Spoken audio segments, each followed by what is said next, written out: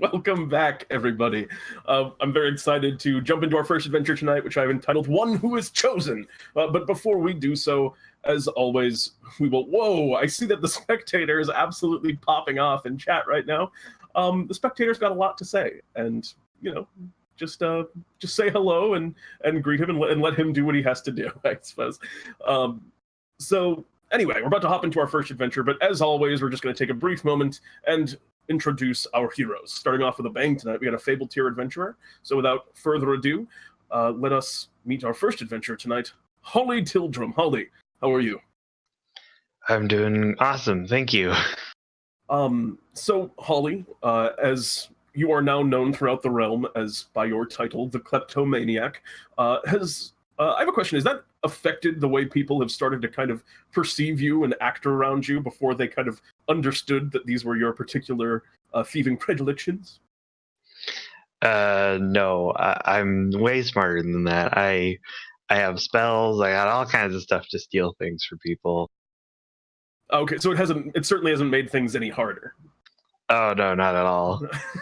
I guess you know, any kind of funny looks from people? Do you see people kind of now as you walk through famous for this particular trait, kind of you know, putting their hands over their coin pouches and things like that, obviously to no avail? Oh yeah, people leave me alone all the time. I love that.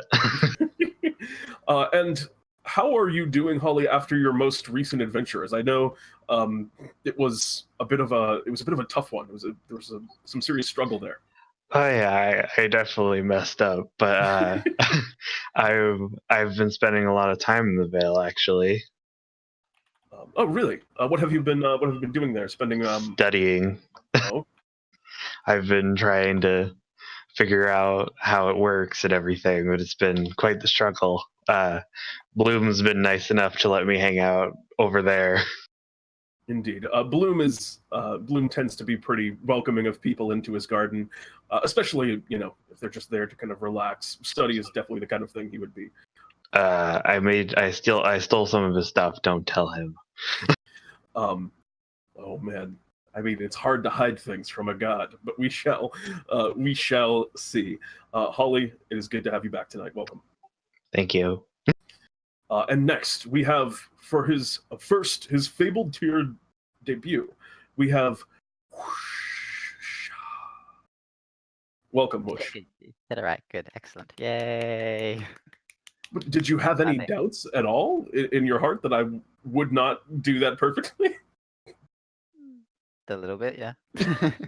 I certainly don't blame you, as I think I've messed it up every other time, and there wasn't an extra thing on it. So, Woosh, how have you been?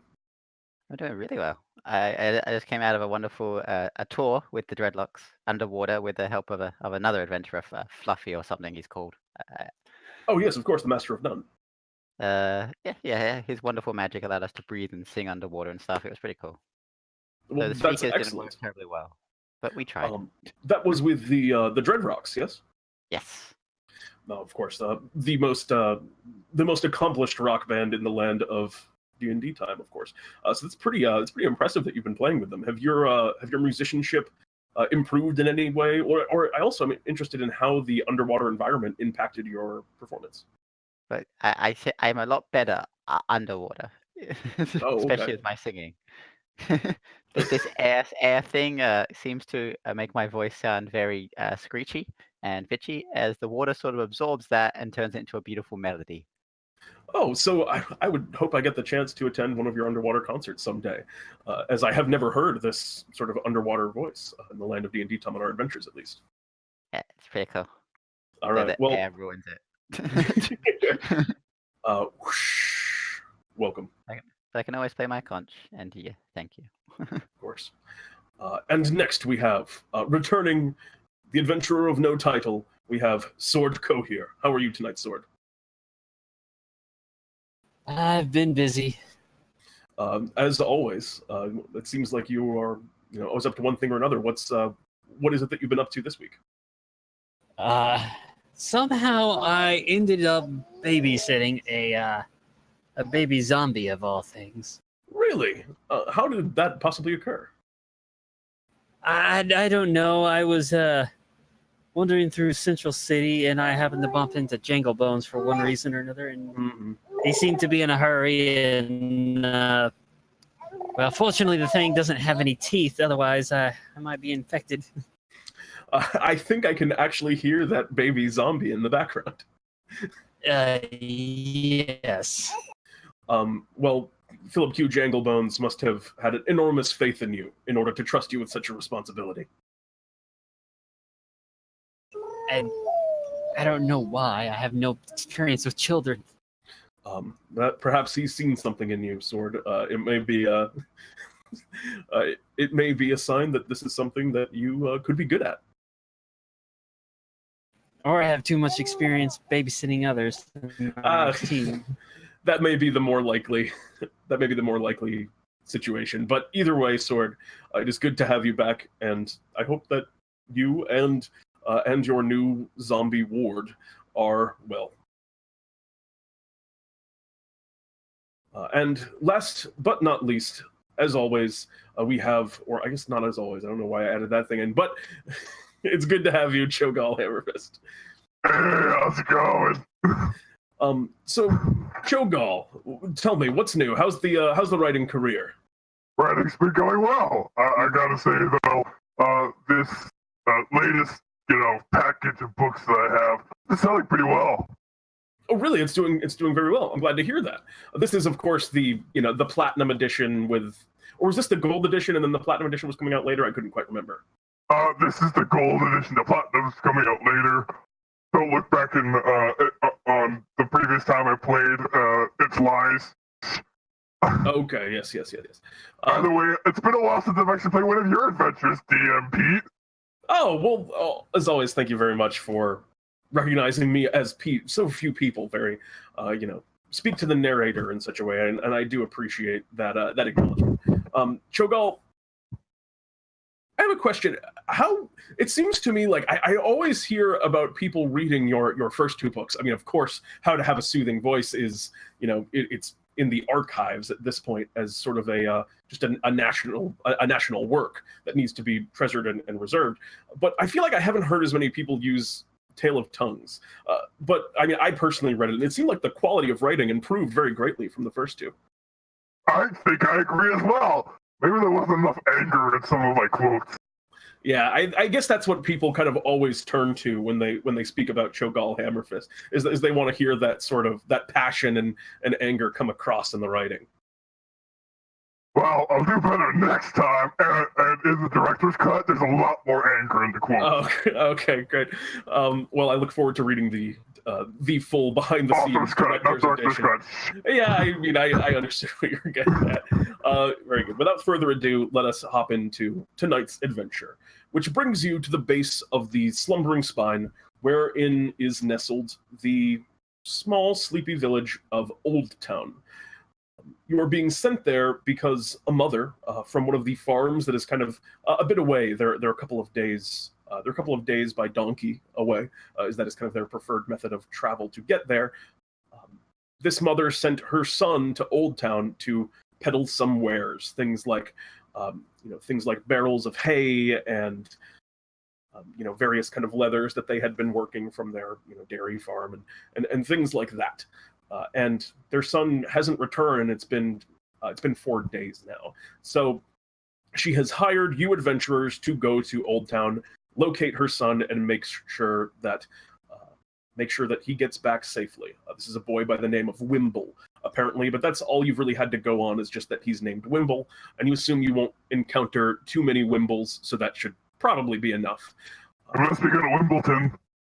Any pictures or anything, or just the name? Just the name, just Wimble. What she described as a sort of a fair-skinned, blonde-haired human boy around the age of 16. Okay. And his name's Wimble, which is not a common name. So she seemed to think that would be enough to find him on. And you met with her at the farm, and then worked your way over to Oldetown, which is where he was going. So that's the only place you might have to find any leads on this individual. As we begin our adventure now, we step among the streets of Oldetown, where you can see various, villagers going about doing their doing their just daily tasks. You can hear the sound of a blacksmith's hammer striking steel. It seems to be a fairly average medieval town as you're looking around. However, there is one sort of notable landmark at the center of the village. You can see that there's a very fine statue, very beautifully carved, of a warrior kind of in armor. And in that statue's hand, you see a brightly glowing sword. And as you're kind of approaching around the town, there's kind of a bum that's like leaning against. There's a bum that's kind of like leaning against it, drunk against the statue. And you can see there's like a carving on the bottom of this statue that says, "He who pulls the sword from the Titan's grip shall be known as the greatest hero in all the land." Ooh. And, I want the sword because it's glowy. Yeah, it is glowing. And you also see the people in this town, they're very friendly. And as you're just kind of all getting adjusted to the scene now, you see what appears to be a carpenter walking by, carrying kind of a few logs and boards under the arm, who looks over to you and just, "Good morrow to you, sirs. It is a beautiful day, is it not?" Yes, wonderful. Great. Alack in a lay, my good friends. And he kind of continues onward. And Nice. you see kind of another woman sort of walk past. "Forsooth and forsooth, how art you, yon strapping young men today?" And she kind of bows and just kind of continues to move along about the day. People here are unusually chipper. Thine art as merry as the yellow sun. I can say it's a bad stick. I don't think I like this. "And thine shaven head, the moon, good sir." I bow my head to her. It's so friendly. Yeah, and that's where you are. What do you all want to do? To have Well, I'm going to inquire the next passerby about a person named Wimble. I'm also going to start asking around about Wimble and the sword. All right. Go ahead and make investigation checks, both of you. Cool, I'm great at these. I'm not actually great at these. You go up to the first person that you see, which is the person that's like leaning kind of drunk against the statue. There's this like just very homeless looking kind of drunkard, and he looks up to you. "Who be art before me?" He's kind of waving a bottle back and forth. ChoGal, as you go up to this. It is I, ChoGal of the soothing voice. I inquire about this sword and also about a boy named Wimble. Your voice doth sootheth, but do you chooseth the path The sword is a powerful relic of the ancient heroes of olden times. The one who remove it shall be known as hero in the supreme, he says. I see. So, whomever shall wield this sword is the hero supreme. Is what he says back. And what about the boy, Wimble? Wimble sounds like a thimble. He does not seem to know anything about the boy. Oh, okay. Well, thank you anyway. We're gonna keep looking around, I guess. All right, and Sword, you're gonna kind of like walk around and ask about and just ask about Wimble. You catch one individual. Like, is there someone that you're kind of looking for? Is there a type of person that you would want to talk to? Nobody in particular. But I guess I would start with maybe like perhaps a leather worker, someone who might actually buy the leather. Yeah.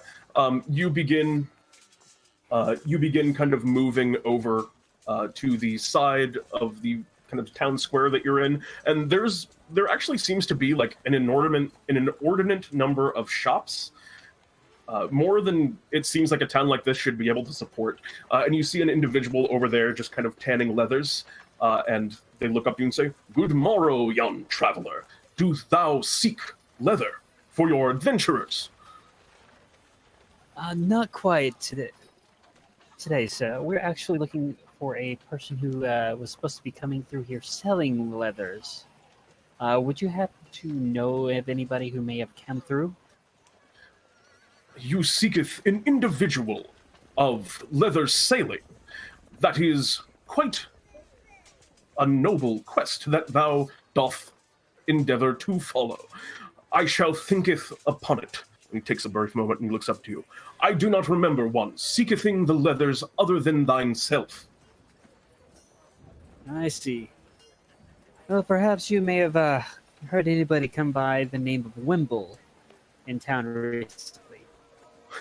"Wimble, it is a name I have not heard yet in mine life. Ne'er before has such a name happened. It would be ridiculous for one to have a name such as Wimble."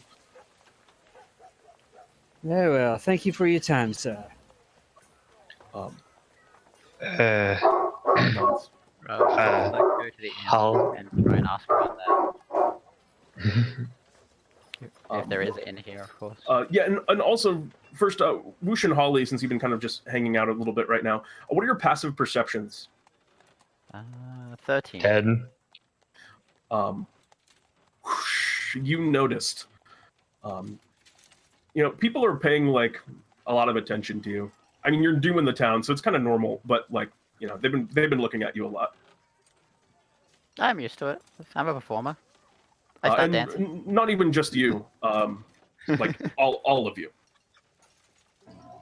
Holly's trying not to stare back. Well, Holly, you haven't quite noticed this yet. Your passive perception is not quite. Okay, I'm too silly. Every one of them. Like, how are you today? Have you heard about Dreadlock and the Woosh, the concert? Yeah. "Oh, good morrow, sir. Top of the afternoon to you."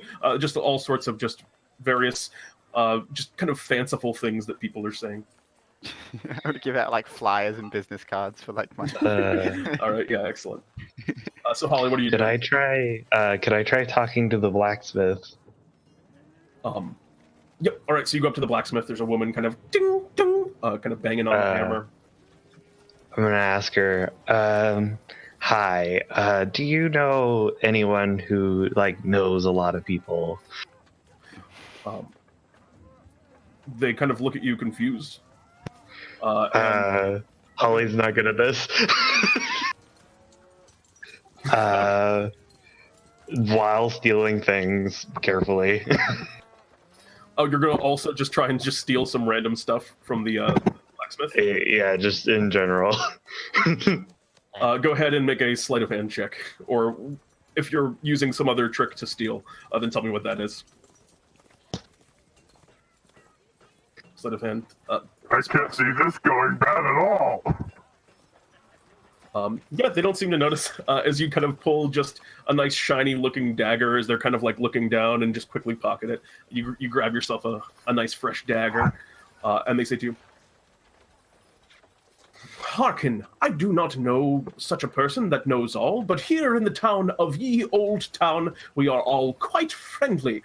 There isn't one that do knoweth others less than any other." You're confusing. Speak normal. I'm afraid thou must jest. Holly leaves. Okay. Yeah, these people all seem very. These people all seem kind of very, friendly, if a little bit odd. As you're kind of standing around, you actually see now a small kind of. You see now a small sort of boy that kind of is also wandering into town now. He seems to be new to the town, and people are kind of greeting him too, focusing on. And you're getting a vibe now that these people are just being very friendly. They don't talk to each other like they talk to you guys. Do I see this as well, the boy? Yeah, you all kind of see this boy walking in. He's just going over to him. Right. I will follow. Oh, hello. Kill him. Hello. Hi. Have you seen a boy named Wimble? I just walked into town. I don't know what you're talking about.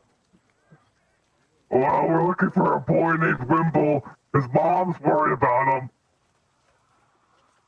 Why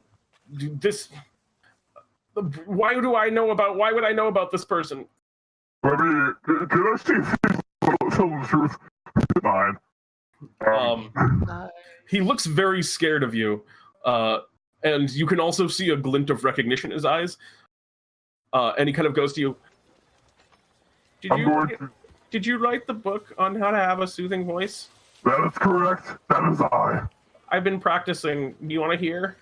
Absolutely. Hi, my name is William. Keep practicing. You'll get there. I'm gonna tap him on the back on his back, and I'm like, ha ha. Well, if you see a boy named Wimble, come and find me. I'm sure I'm not hard to find. Okay. ChoGal, I think we should regroup. Agreed. All right. And that boy kind of, walks off, and he just seems to be going about the square, doing miscellaneous things. You guys regroup. All right. This isn't working. I got literally nothing except for this knife. So what have we learned? Anything? I learned something. That sword is special. Okay, that's useful, I think. I noticed how they talk to each other very different to how they talk to us. They're very friendly. I don't know. I think there's something about that sword. Yeah, maybe they don't really talk to each other. Maybe it's a diversion tactic. I don't know. There's something definitely weird about this town, and I feel like it always back to the sword. The kid is that little kid that you were just talking to is actually now looking at the sword in kind of awe. Yeah, see, even that boy knows. Okay. And you see him kind of reach up one of his small hands and goes to you see him kind of go to grab onto the sword because it's very high above his head and it's a pretty big sword. And he reaches up and kind of grabs a little chunk of the blade and just kind of with both hands pulls and leans back, and you watch as the sword just kind of the fingers on the statue just seem to break, and the sword kind of falls into his hands. And there's an extremely bright flash of light that kind of comes from the sword. And you hear as the square sort of falls silent, and everyone looks over at this small boy, and their mouths all just kind of hang open. What? I'm gonna walk over and pat him on the shoulder. You did it! You're the greatest hero ever! Excuse me? Didn't you read the inscription? Whoever shall wield this sword is the greatest hero ever. I work at a farm, and everyone now just sort of walks up to him and are now just kind of, everyone is just crowding around the circle. And you see one individual kind of pushing his way through the crowd. And also the music that you hear around you, that music now just starts to seem to start playing. It almost is coming from the blade itself. That's weird. I like it though. ChoGal, I think it's our duty to protect the boy currently. If he doesn't know how to use the sword, I think we should protect him. Good idea. I'm gonna stand in between the crowd and the boy and heft up my chest. Okay, yeah, you kind of were pushing people out of the way of the boy. I'm gonna lift him up. Yes, that's excellent. Holly, you pick up the boy. He goes, whoa, whoa, whoa. And he's just kind of now holding the sword. It seems almost slightly too heavy for him to carry.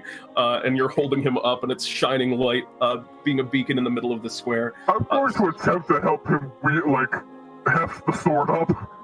All right, yeah.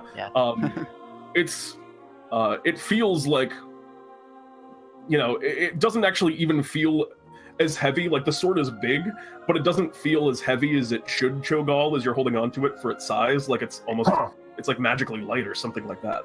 This is super light.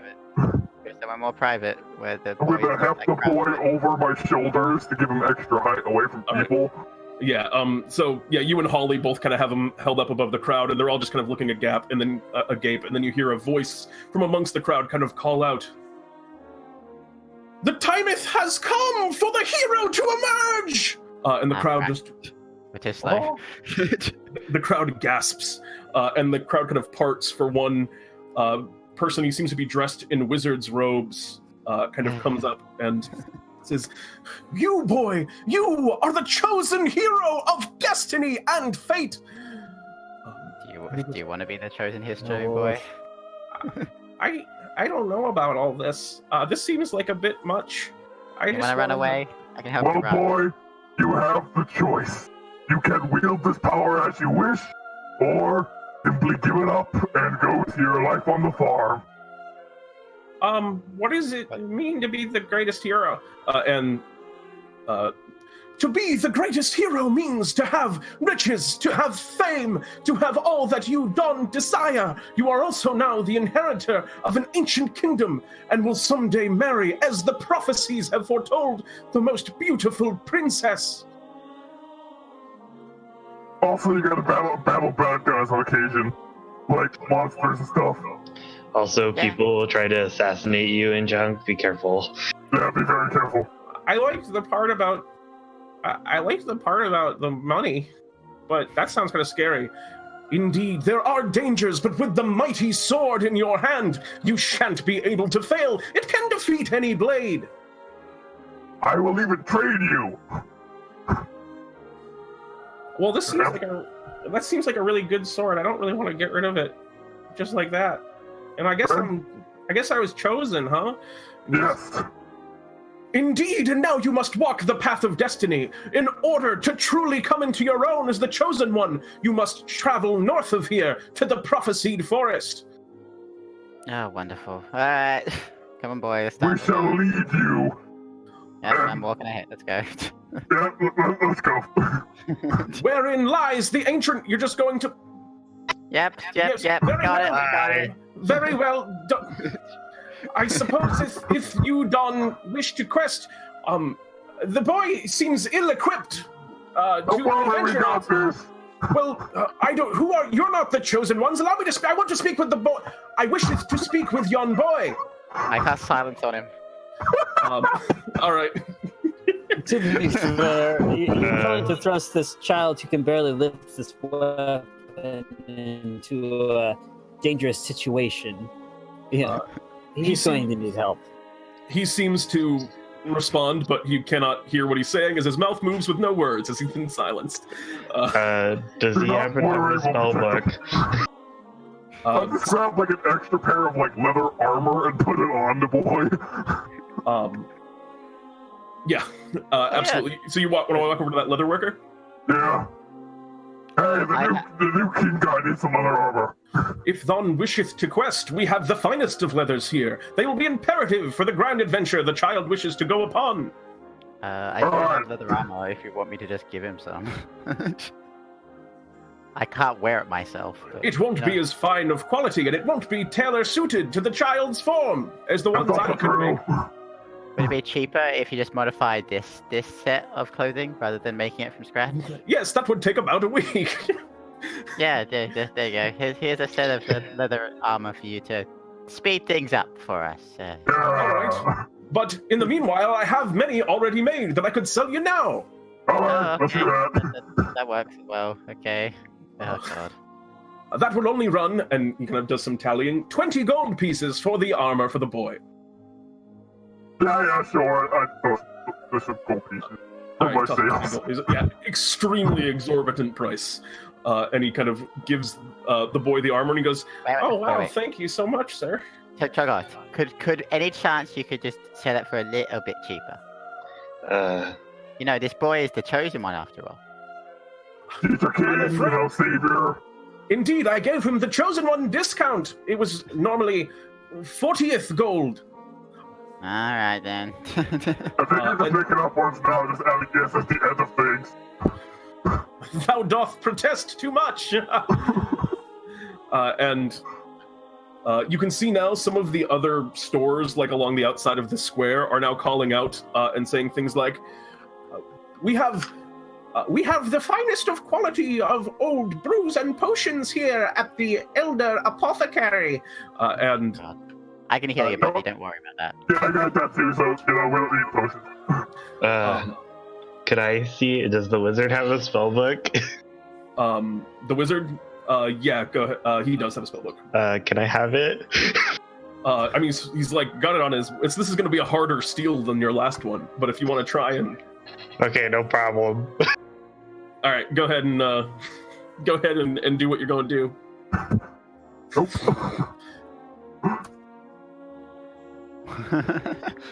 He kind of, as you just go and like put your hands on the spell book, and he just kind of looks to the side at you.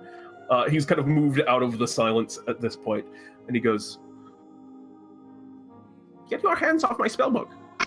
I was curious if we could like share like spells and garbage.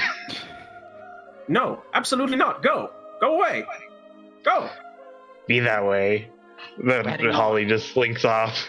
I mean, venture and tally forth, adventurer. Holly, we're going north. Come on, guys. Ignore these people. They're just gonna just bleed us dry of fucking money. I'm going to use some steed. Yeah, I'm starting to smell a scam of some sort here. Fine steed. Just the finest steed in all the lands. You summon an absolutely gorgeous. You summon an absolutely gorgeous steed, and you see that there was someone that was actually walking up with a really nice, fine-looking horse. And as you summon that steed, they just hear them go "fuck," and they just kind of turn and walk away.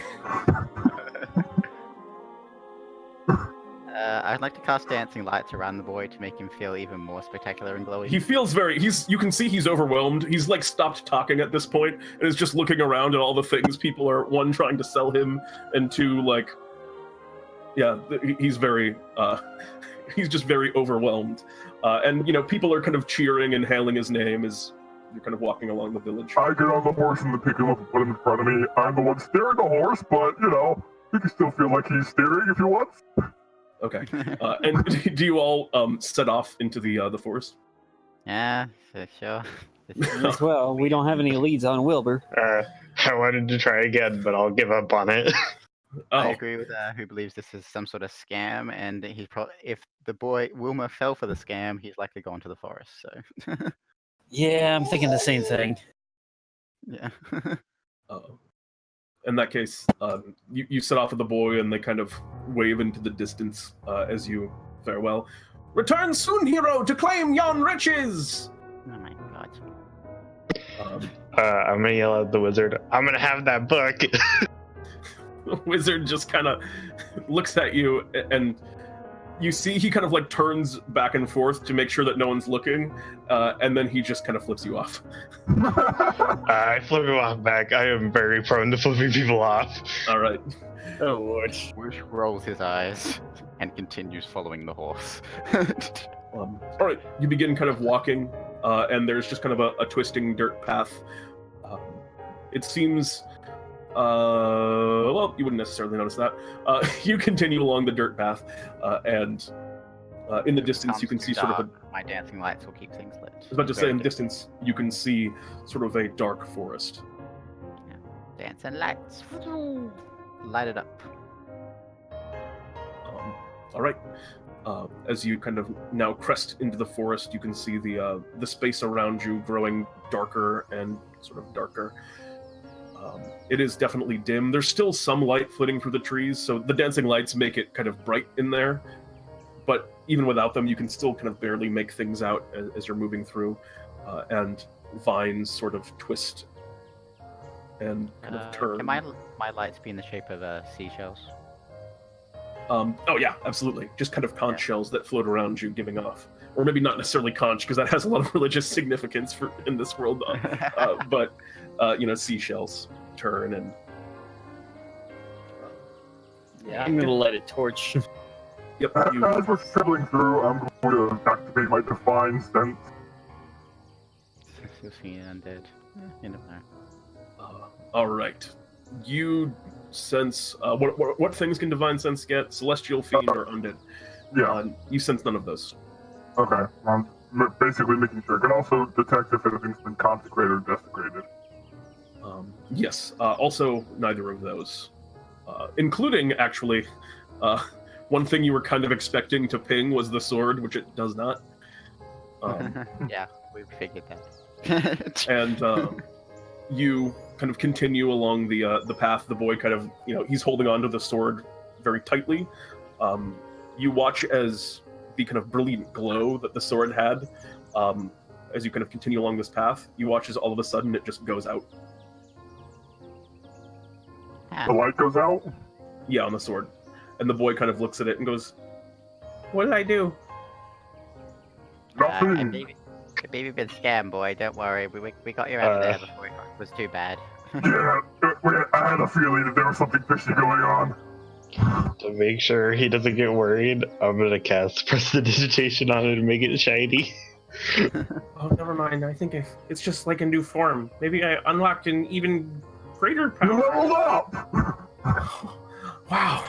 And he kind of smiles like a big smile. Maybe I am the chosen one. Dad. I'm gonna whisper, I don't think he's the chosen one. I don't think either, but you never know. Just let the boy have it for the moment. Let him have this time. He's a farmer boy. This is probably the best he's gonna get in his life. I'm starting to think anybody who comes to that town is a chosen one. Go ahead and make me perception checks, everybody. Okay. I'm great at these! I have a 0. Sword. You noticed a couple of things. One, in kind of the distant woods, or actually you notice 3 things. Up ahead along the path, you can see it sort of leads into this very, very thick kind of copse of trees, where they're kind of dense together, almost forming something akin to walls, where the path kind of leads into. The next thing, you also notice that whoosh. The next thing that you noticed with that 19, you can kind of hear some faint sounds up ahead, and you can hear sort of just a shifting among the leaves of the forest. And the last thing that you notice is that the footprints on the path that you're walking on right now, there are quite a few. There are none coming back. See, ChoGal, the reason he didn't say anything is because he was too busy singing and hoping the kid sings along. The kid's absolutely in, and goes, "What's like a good adventuring song?" We're off into the woods, and we're going to slay some beasts. I know that one. After we kill them all, we'll go and have a feast. Yep. That's how you sing it. That's the song, right? Let's travel west. We should try and join in with the singing. Of course, we're above water. Go ahead and make a performance check with. Is it disadvantage? Is that how you want to? It's up to you, I guess. Yes. Okay. Disadvantage, definitely above the water. But I do not have disadvantage. I'm going to make a performance check. 19. Oh, I said great. ChoGal has a surprisingly resonant voice. I guess not surprisingly at all, considering it's ChoGal with a soothing voice. As you all sing the famous adventuring song about fighting beasts and eating feasts, you. Oh my conch. Yes, and also you sound surprisingly good, Woosh. You think you might be getting the hang of it. The air thing isn't so bad. And Sword, you are kind of intently focused, I imagine, on what appears to be danger ahead, as you're getting near to this kind of copse of trees that you've noticed. Yeah, I'm not too crazy about the some of the things I'm seeing. What you saying there, buddy? Like that pile of leaves over there, that dark spot in the trees. Want me to go over with the sword and kill it? That's the very last thing you should do. You gotta save that power for, something great. Final boss, Yeah. So I'll fight the big one, and you guys can handle whatever the little stuff is? We're also gonna help you fight the big one, mostly distraction, so that you can get in and, not get hurt, because while that can kill anything, it doesn't necessarily mean that you can survive anything. Getting hit and stuff, so it's more you getting hit. I was gonna say, I think I'll be fine because I was chosen by Destiny, so Destiny probably wouldn't have me get killed. God's sake. That's why we're here. Yeah, that's why we came along. Yeah, we're actually Destiny, and you're Destiny's child. Oh, okay. Seems very ready at this point. From all the mental leaps he's had to do, he seems very ready to accept everything you're saying. Okay, just keep going forward. We'll find whatever's here. Hopefully, Wimp is there. Wimble, whatever's the saying. Wimble. As you continue forward, you can see now you're entering into this what seems to be almost a ring of trees up ahead, and the path just kind of ends as you move into it. And it seems fairly difficult. You could probably like slide through, but they're unnaturally dense, and you can kind of hear some sounds kind of flitting around. As I walk through, I make a Charon-sized hole in the path. I'm like chopping away with my glaive. Okay, yeah. You cut some of the overgrowth to make it a little bit cleaner to walk in. Although the trees, it takes some serious work to actually fell the trees, as they're old, and this forest seems like it's been here for a long time. Well, if they're old, that might mean that either they're really big or they're dying. In this case, it seems to be they are very big. Okay. All right, and as you kind of move into this space, you hear a voice kind of call out unnaturally in the darkness, and it says, more sacrifices. Okay, I think I just set us up. Pretty sure they did, but this is, walk in the park for us, right? I'm so surprised. Oh no, big bad monster. Deception? Go ahead and make me a deception check with disadvantage. Yeah. Disadvantage. For the intentional sarcasm. ChoGal is like, ChoGal looks over like, wow, you didn't see this coming? I thought you talked about it. We haven't talked about this, dude. I just give him like one of those looks with the eyes narrow, like, 5 this time. It's normally only 1. All the better. Oh geez, it's about to be 4. I might huff it out of here. What a big tongue you have. Okay, I'm gonna start looking out for anything that might be remotely deadly or sneaky. Go ahead and make a perception check. Yeah, these. I'm still not great at these, by the way. You can see at kind of the back of the area, in the trees and kind of amongst them, you can see various things that look almost nest-like, where different kind of trees and branches have been piled together to make sort of platforms up higher up, and you can see a couple of unconscious. You can see several unconscious bodies up on top of it, or dead bodies, depending on your particular perspective. But other than that, you cannot see anything. I am readying my glaive for anything that might come out and try to jump me. For us. I'm gonna place myself in front of the kid. Okay. I'm already in front of the kids. So the kid's on the horse. Are you staying on the horse, ChoGal? I'm staying on the horse and watching around. Actually, we're gonna get off the horse. I would keep the kid by the horse and me standing in front of the kid. So the horse and I are blocking it. Okay. Blocking him. You're kind of, you got your back to the kid. The horse has got its haunch to the kid. Holly, you got a triangle of defense around the small child, who kind of holds up the sword and is holding it out in front of him, getting ready to do some battle. Oh crap! I forgot I'm a wizard. Yeah, Woosh stands in front of the wizard. Yay! And then there's an additional line of defense in front of Holly. I'm also making sure to look up in case anything tries to come from trees.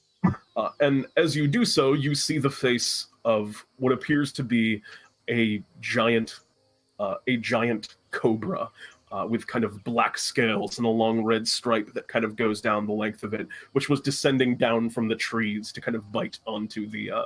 It was looking like it was just going to try and pick you right off of the horse. Nice try! I've been in jungles before. All Woosh yawns and just readies his rapier. I'm going to go ahead and summon my little spirit guardians. And I'm activating my glaive. Well, before you do all of these things, you're going to roll for initiative. You don't get to just sneak all those guys in. That's going to be a round.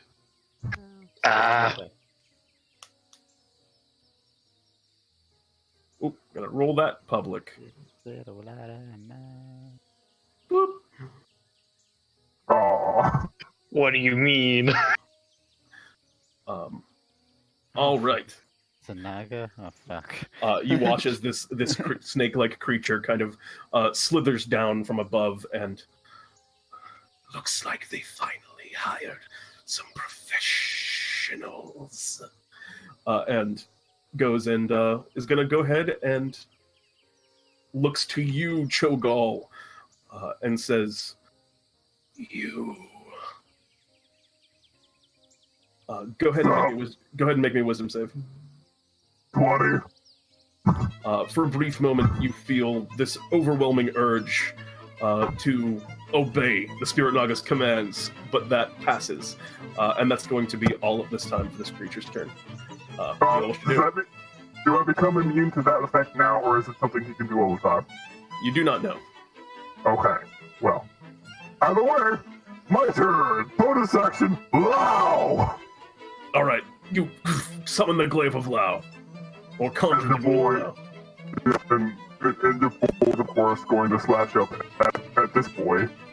22 hit? 22 does in fact hit. What about an 11? An 11 does not hit. But it takes 16 points of damage, my dude. All right, or only 16 because 11 and radiant damage, unless he has you know. Yep. All right, so cool. 16. There's more. On that. Oh yes, of course. I forgot that you're also a paladin. Yes. As you. Oh wait, what's the extra? Just 1d8, not 2d8 for the smite? Oh, it's supposed to be 2d8. I haven't fixed that. Let me just roll another d8. So just roll another d8 and we'll. 3. No. Nice smite. So 14. 30 points of damage. All right. You swing the glaive and it kind of explodes in radiant light, and the kid just kind of goes, "Whoa!" And I assume that's all for your turn? Yep. All right, cool. In that case, that's going to bring us to the next in initiative, which was Sword. What do you wish to do?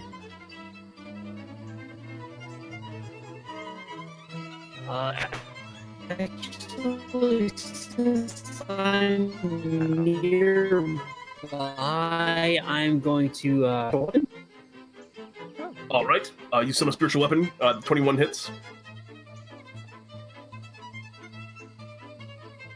For 10 points of force damage. All right. Does not like that.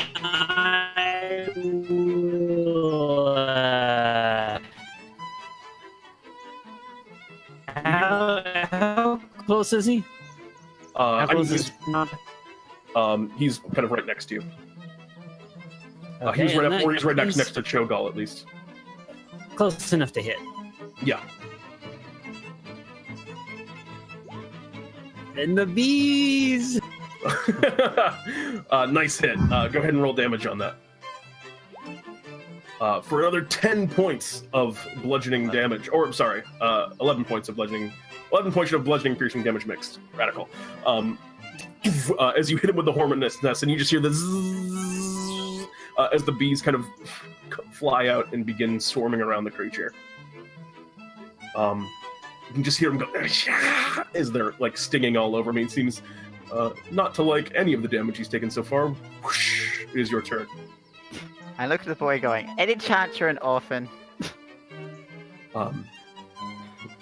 And he goes, he says, "That depends. If I have a mom and dad that I very much love, but not my real mom and dad, does that count?" Ah, frick. I'm not sure if this wand is that bloody picky. Let's find out, I guess. I would like to use my Wand of Orphan, and I want to spend all 4 charges. All right, go ahead and roll it up. The first one also hits him, whatever the first damage roll for the magic missile is. So 4 charges makes it level 4? Yeah. If I spend all 4? Yeah. So that's going to be, yeah, great. So the first one was a 4. It was a max damage. That's a 5-point magic missile. You watch as you throw the wand up into the air. A stream of magic missiles course out. One of them just moves immediately to your right, where the little boy is, who takes that magic missile and falls down to the ground like a sack of potatoes. Or is he dead? Yeah, go ahead and make me a healing word. You can't really tell. Why do I keep doing that? Yeah, everyone does. It's. Ooh. That's a nice looking healing word. He just goes. He goes ah! As you hit him with the magic missile, and then immediately after, he breathes deep. Okay, good to note. This wand isn't as picky as I thought it would hopefully was. All right, it's my turn.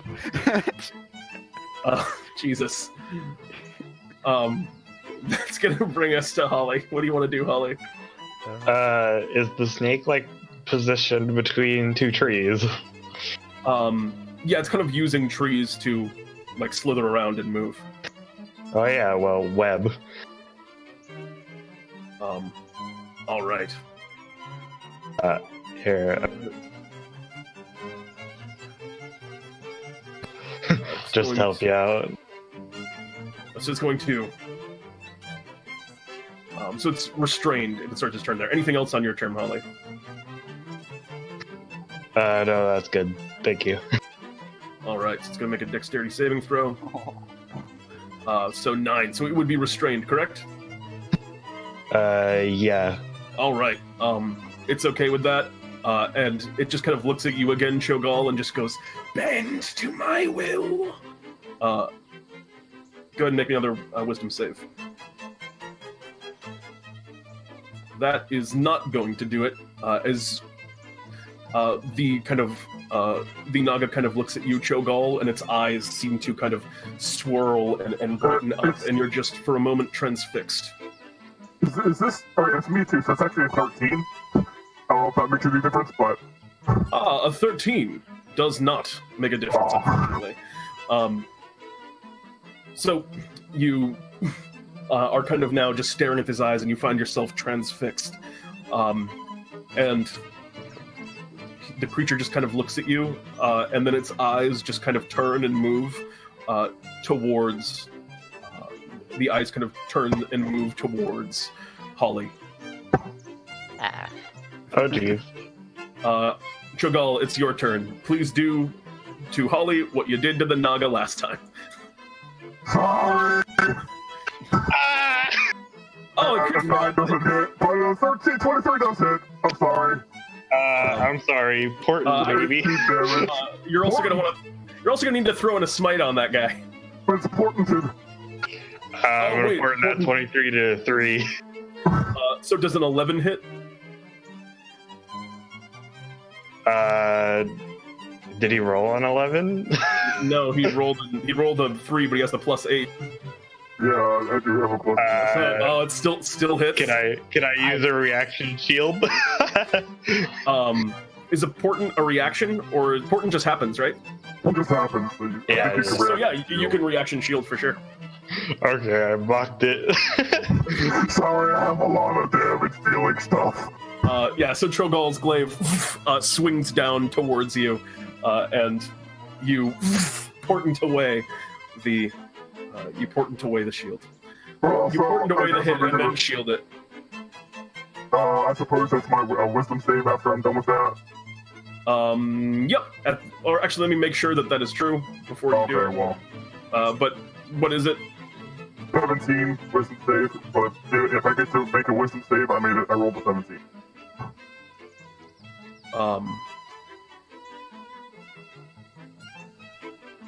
That's only if I actually get to roll it after my turn. Yeah, you actually do not. I don't? Oh. So you're just, for the moment, you are just under this thing's thrall. Somebody please! That's what I'm saying internally, but not externally, like, yes, master! Yo, yeah, ChoGal in your brain, you think the word somebody please, but just yes, master comes out. Great. That's going to bring us, in this case, to Sword. What do you wish to do? Well, let's see. I guess I will start off with Spirit Guardians. All right. Targeting? Just the Naga and basically everybody else is exempt except the Naga. So you're gonna hit, you're not going to hit ChoGal?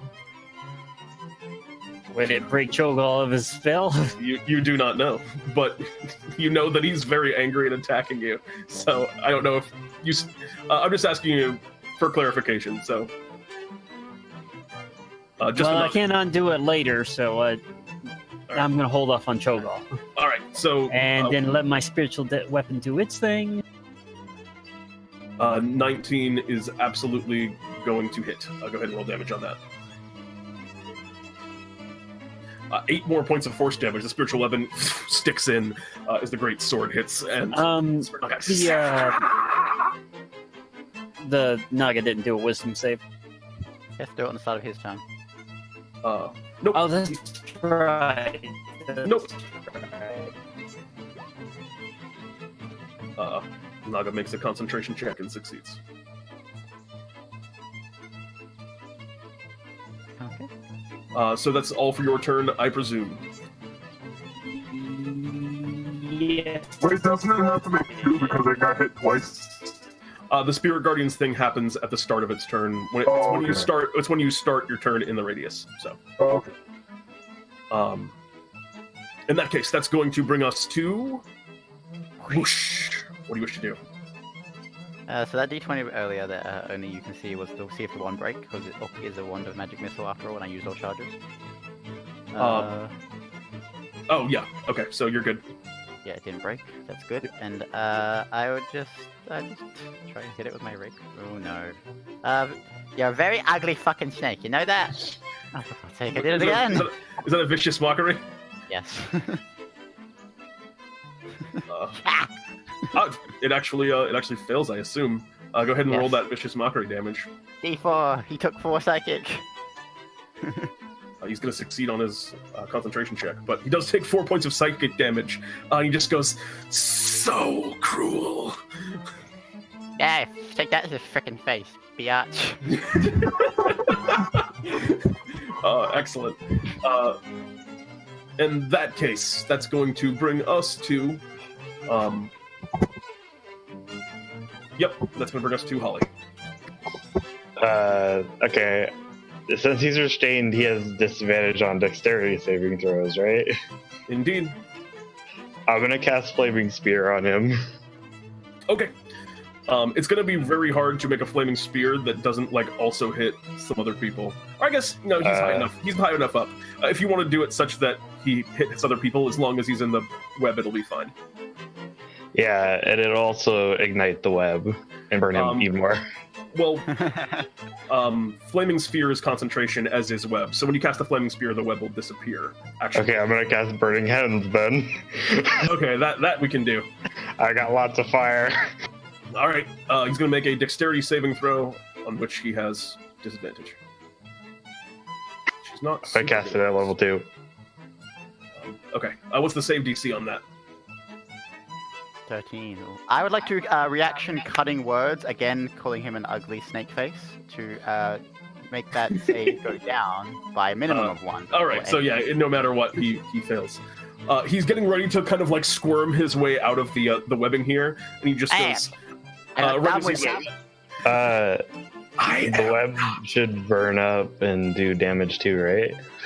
Is there a mechanic for that, or is that just... Yeah. I believe it says... Yeah, 2d4. Alright, cool.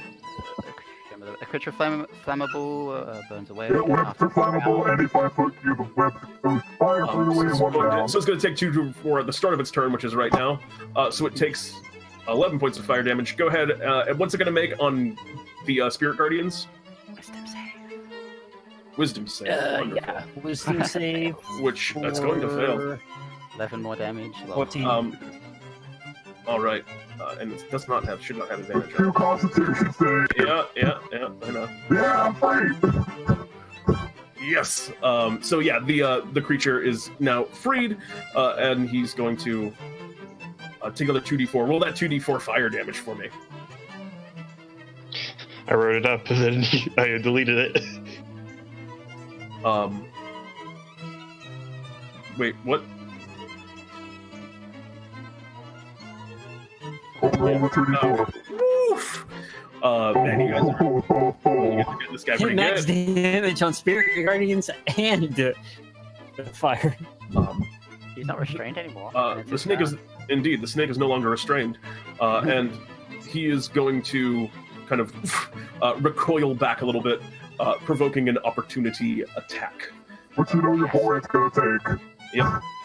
Oh wait, no, I can't. Sorry, I used my reaction to cutting words. So ignore mine. Sword, but Sword and ChoGal both may. And you bet your bum that I'm taking that up if you tried to snake eyes me. Okay. And Sword, you also going to make an attack with the club? Alright, I'm off for this mic, why not? Ooh. Hey, yo. Yeah, he's looking pretty. He's starting to look pretty beat up. Have another. My spiritual weapon do his thing. A spiritual weapon can't opportunity attack. There we go. Have another You can make an attack with 29 your. You can make an attack with your mace if you want to.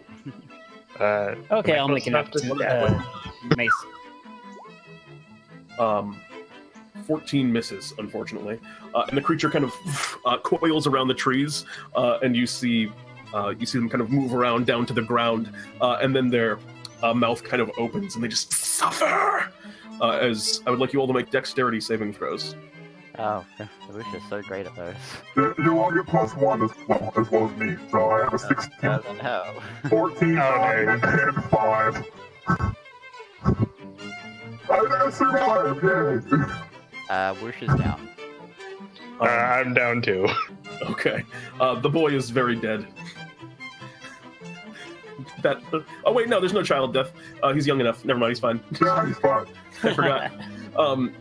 So the lightning bolt kind of courses out, and you hear the boy just kind of as Woosh and Holly also fall. Sword, you still okay? Yeah. Still kicking. I'll be barely. Sword, you would have taken half damage, by the way. Oh, half damage? Yeah. Yeah, because you get a +1 to all Yeah, three. you get a +1 from ChoGal. Okay, sweet. And that's going to be all for this creature's turn. As it passes back. My turn. And are 2 of my friends close enough that I could maybe, lay on hands on both at the same time? No. It's not how the move works. Dang it. You know this.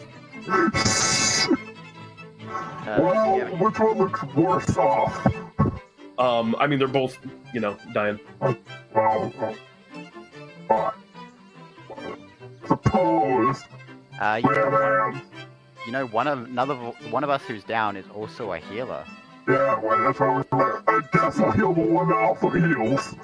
For 10 people lay on hands. 10 points? Yeah. All right. You stand, or you don't stand, but at least you're revitalized. Whoosh. And then I'm also going to Hunter's the snake boy. All right, you do so.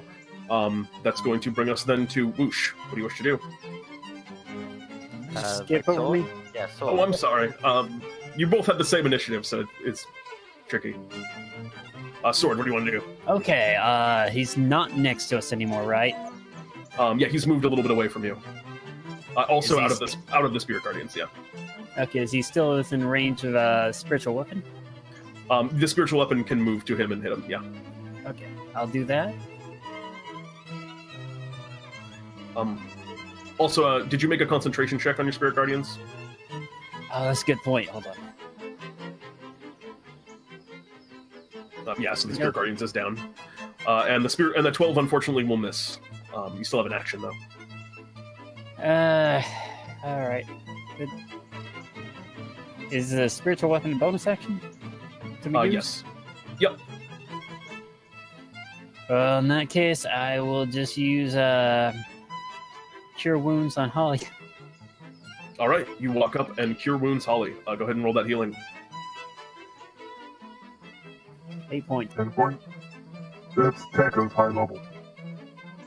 So you gain 10 points of health, Holly, as you are rejuvenated. Okay. And I think in that case, it also passes to your turn, Holly. What do you wish to do? No, Woosh, no. Oh, wait. Yeah, I'm Woosh sorry. and then Holly. I'm all over the place. Holly, Woosh is up to you. Woosh, what do you wish to do? Fucking lightning. I just got that. Okay. I'm just gonna move away. You're just going to separate from the pack a little bit? Angle behind a tree, preferably away from where the snake went. All right, so you duck and take cover so that you're not all in the big pile anymore. And then I just like, okay, I would, I can ready a spell, correct? You can ready a spell, yeah, if you want to. Can I If see this- Snake Boy? Yep. Well, it depends on how behind cover you want to be. I can move after I cast a spell. Um, I'll try a hideous laughter on the bad boy. all right. So he's going to make a wisdom saving throw, correct? Yes. Can I make that a 3? Yes. You absolutely can. It's now a 3. Damn, 2 3s, pretty good. Okay. He just starts laughing his head off, and he can't do anything. All right. You hear And then I move behind the Naga just kind of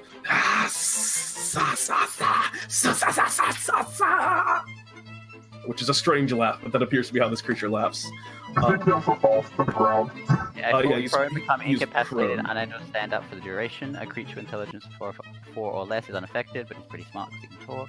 At the end of each of his turns, it can, or if it takes damage, it can Yep. repeat this saving throw. If it takes damage, it has advantage on the saving throw. All right, that's going to bring us in that case to Holly. The creature is just down, kind of laughing, prone before you. What do you wish to do? Can I cast a spell as a bonus action and cast another spell after that? As long as the main one is a cantrip. As long as the action spell is a cantrip, you can do that. Okay, never mind. I'm just gonna cast web on him and layer it on top of him. Cast what on him? Web. All right. It's not In that damage. case, that is going to move to his turn, and he is webbed, but it doesn't really matter whether or not he's restrained because He's incapacitated. he can't do anything anyway. He's gonna make a wisdom save at the end of his turn, Yay, fails. which he fails again. All right, DC That's good. 14. ChoGal's turn! ChoGal. Laughing bastard. So obviously I've Hunter's marked him and I can attack him from 30 feet away, so... All right. I'm just gonna do my glaive, wow. 15 hit? You have disadvantage. Oh, it's a release attack, isn't it? Yeah, because he's prone. He's restrained. Can I go- Yeah, but you have this, so it's a straight roll, isn't it? With advantage and disadvantage cancel each other out. Yeah, actually, I'll give it to you. So 15, yeah, it hits. Alright, good. So take that, plus this, 11 spite. And then take another one.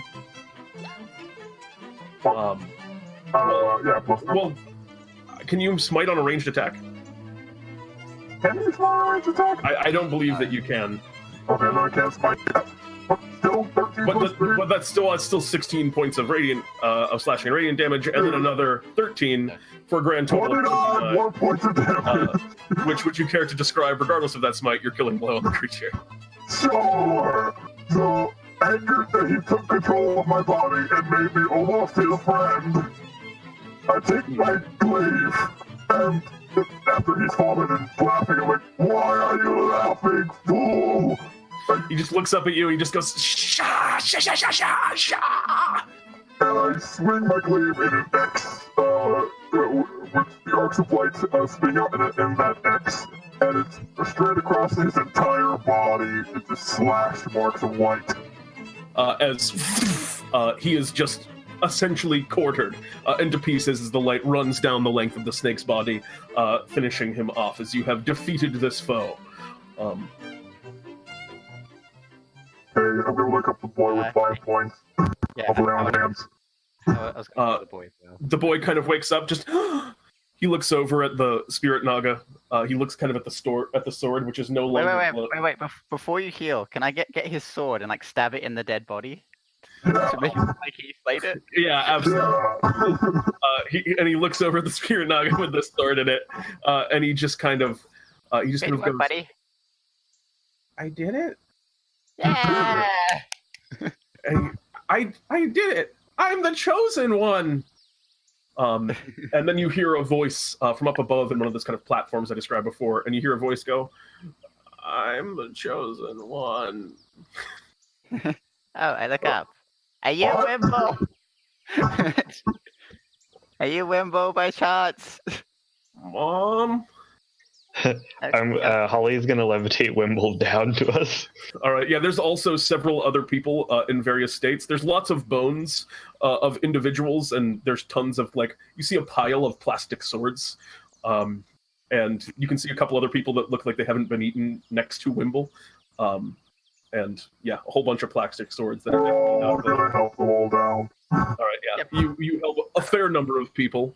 And you have saved anyone Wimble. Healing, I would heal them because I can't climb, or I'm strong, but I can't really climb. Indeed. Well, you're able to levitate everyone down eventually safely, Holly, or feather fall them, as the case may end up being. Yeah. So eventually, you get the bodies down. They are secured, and you have saved Wimble. And whether or not you go back to Oldetown and talk to them about what they were doing is. Well, I'm gonna go back to. I want to go back to Oldetown. Let's take that Naga head back with us. You drag the Naga head back, and as our adventure ends, you hear the wizard going, "Hearken, the heroes doth return and slayed the beast." I'm gonna slap that wizard. All right. And as you slap that wizard in the face, each of you gain an experience point and 200 Bartholomew bucks, and have successfully completed this adventure. Congratulations, all.